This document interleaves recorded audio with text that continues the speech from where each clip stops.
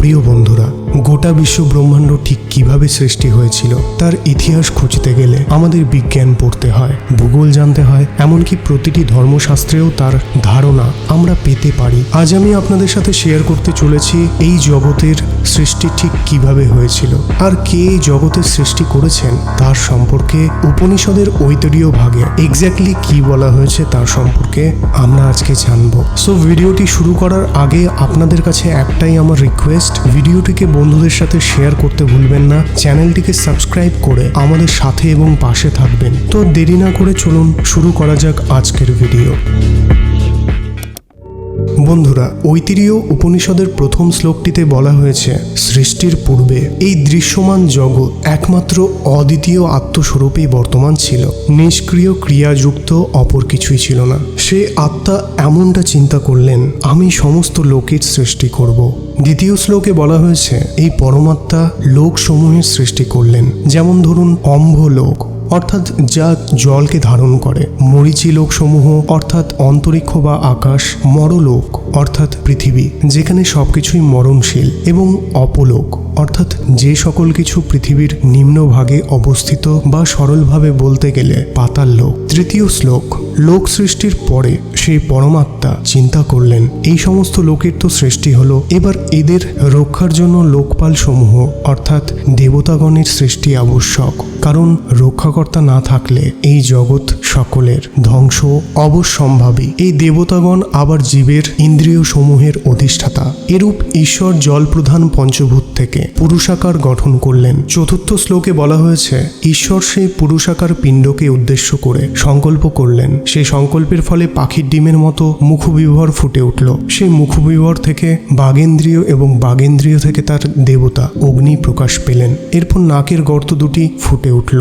নাসিকাদয় থেকে ঘ্রাণেন্দ্রিয় এবং ঘ্রাণেন্দ্রিয় থেকে তার অধিদেবতা বায়ু বিকশিত হলো। তারপর অক্ষিগোলক দুটি প্রকাশিত হলো। দুটি চোখ থেকে দর্শনেন্দ্রিয় এবং দর্শনেন্দ্রিয় থেকে তার দেবতা সূর্য প্রকট হলেন এবং তার থেকে তার অধিদেবতা দিকসমূহ প্রকাশিত হলেন। এরপরে ত্বকের সৃষ্টি হলো। ত্বক থেকে লোমসমূহ বা স্পর্শেন্দ্রিয় এবং স্পর্শেন্দ্রিয়র পর ঔষধি ও বায়ু দেবতা প্রকটিত হলেন। এরপর প্রকাশ পেল হৃৎপিণ্ড। হৃৎপিণ্ড থেকে আন্তঃকরণ এবং আন্তঃকরণের পর চাঁদ প্রকাশিত হলো। এরপর নাভির সৃষ্টি হলো। নাভি থেকে অপান বা পায়ু ইন্দ্রিয় এবং অপান থেকে তার অধিদেবতা মৃত্যুর প্রকাশ ঘটল।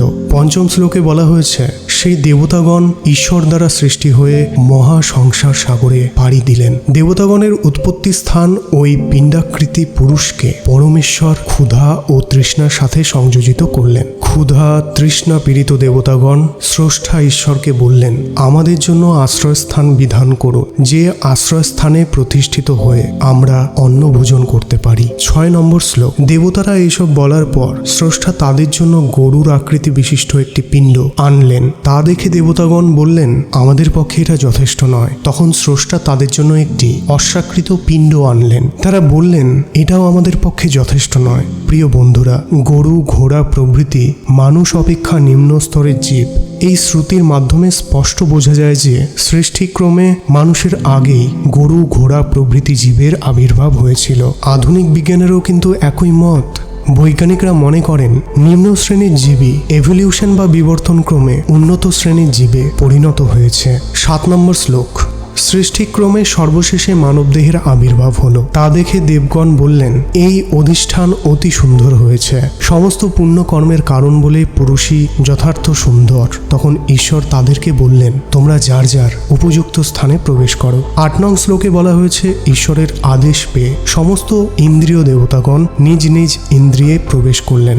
9 নম্বর শ্লোকে বলা হয়েছে, এরপর ক্ষুধা ও তৃষ্ণা ঈশ্বরকে বললেন, আমাদের জন্য অধিষ্ঠানের বিধান করুন। ঈশ্বর তাদেরকে বললেন, তোমাদের দুইজনকে এই সকল দেবতাদের মধ্যে বৃত্তি বিভাগ করে দিচ্ছে। ক্ষুধা ও তৃষ্ণা শরীরের কোনো অঙ্গ বিশেষের ধর্ম নয়, তা সমগ্র শরীরেরই ধর্ম। ক্ষুধা তৃষ্ণার নিবারণ হলে সমস্ত অঙ্গেরই পুষ্টি সাধন হয়ে থাকে। 10 নম্বর শ্লোক, ঈশ্বর দেখলেন এই লোকসমূহ ও লোকপালগন্ত সৃষ্টি হলো, এখন এদের জন্য অন্ন বা খাবার সৃষ্টি করতে হবে। 11 নম্বর শ্লোকে স্পষ্ট বলা হয়েছে, ঈশ্বর পঞ্চভূতকে উদ্দেশ্য করে সংকল্প করলেন, এরপর উৎপন্ন হলো অন্ন।